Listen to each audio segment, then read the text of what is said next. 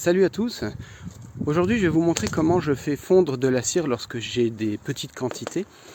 Ça permet pour les débutants d'éviter d'investir dans une chaudière à cire à 1000 euros. C'est tout simple, il y a un tout petit investissement pour une petite bassine en inox.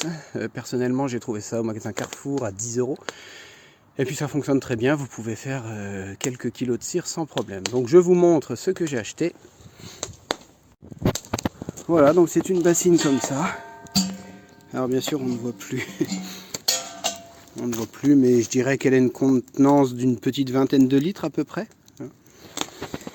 Donc moi 10 euros. Vous allumez un feu avec du bois sec. Vous en profitez pour faire passer vos vieux cadres.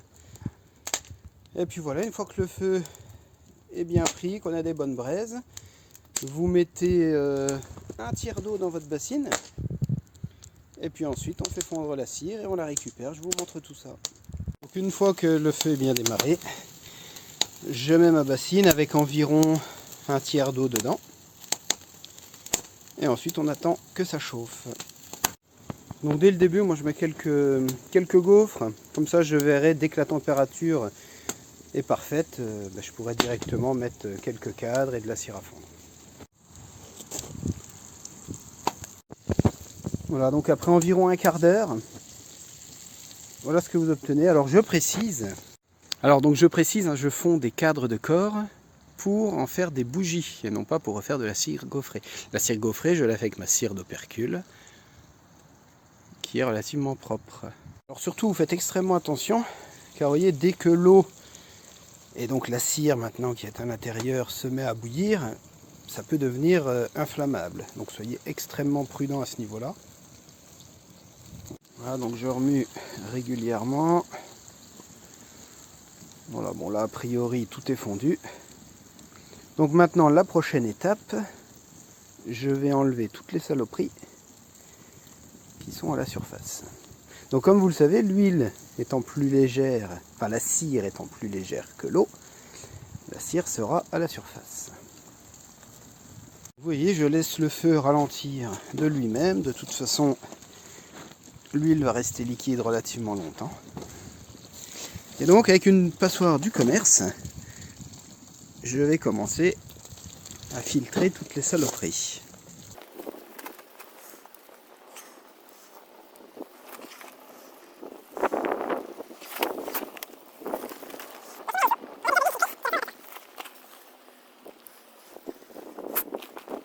Vous verrez dans une prochaine vidéo que lorsque l'on fond la cire d'opercule, ça n'a strictement rien à voir en termes de qualité et surtout de propreté de l'huile. Voilà, donc le feu s'est calmé. On a filtré, on a retiré toutes les saloperies qu'il y avait dans la cire. Et donc là maintenant on va attendre gentiment qu'elle ne soit plus à ébullition. Et en attendant, je vais vous montrer comment je procède. Donc moi je fais des pains de cire comme ceci.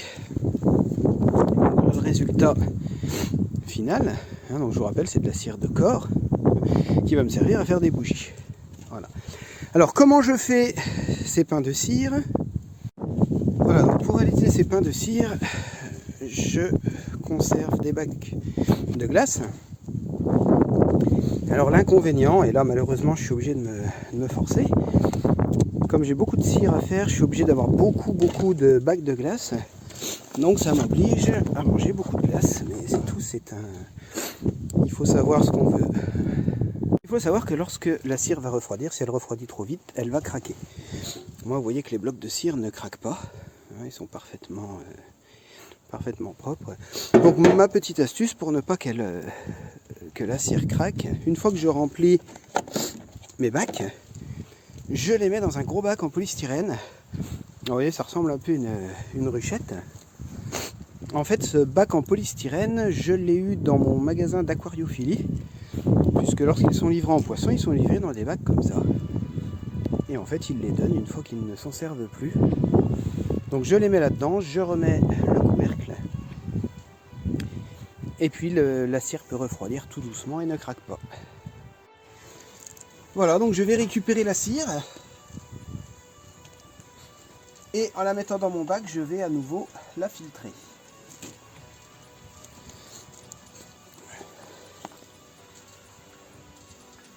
Voilà, donc j'ai une casserole, donc je récupère le dessus, parce que je vous rappelle qu'au fond on a de l'eau.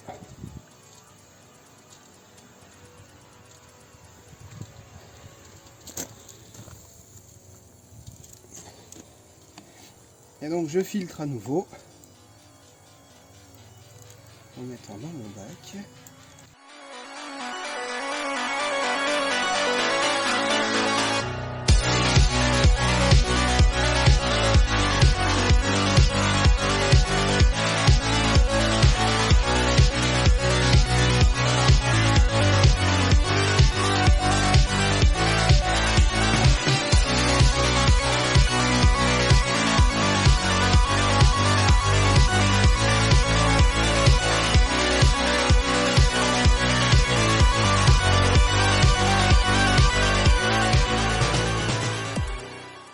Voilà, le fond de la bassine, je le laisse refroidir.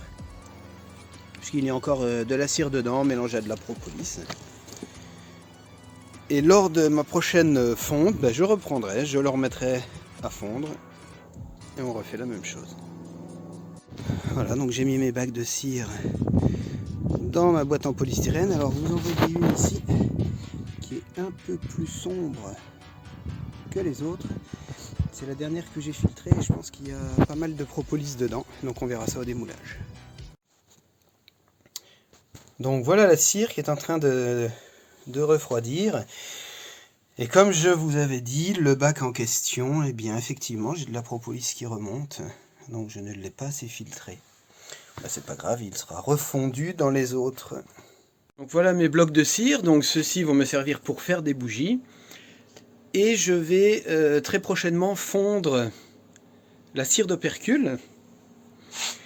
Et ensuite je ferai, grâce à mon moule que j'ai fabriqué, d'ailleurs je suis en train de vous préparer une vidéo là-dessus, je me ferai mes propres cires gaufrées. Mais je vous montrerai tout ça. Voilà, j'espère que cette vidéo vous a plu. N'hésitez surtout pas à partager. Et à bientôt pour une nouvelle vidéo. Ciao!